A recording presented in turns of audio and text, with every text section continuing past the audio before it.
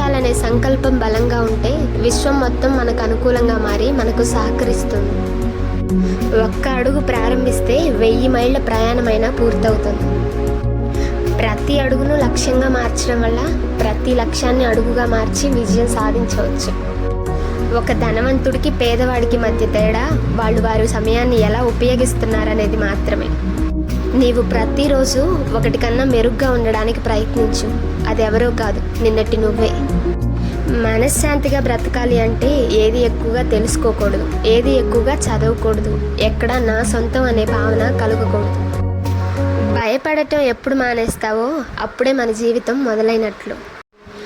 ఓటమి, ఒంటరితనం ఈ రెండు జీవితంలో చాలా నేర్పిస్తాయి. ఒకటి ఎలా గెలవాలో నేర్పిస్తే ఇంకొకటి ఎలా బ్రతకాలో, ఎవరిని నమ్మాలో నేర్పిస్తుంది. ఎప్పుడు కూడా నీ జీవితాన్ని నువ్వే శాసించాలి, సరిదిద్దుకోవాలి. ఎందుకంటే నీ జీవితానికి నువ్వే కర్త, నువ్వే కర్మ, నువ్వే క్రియ.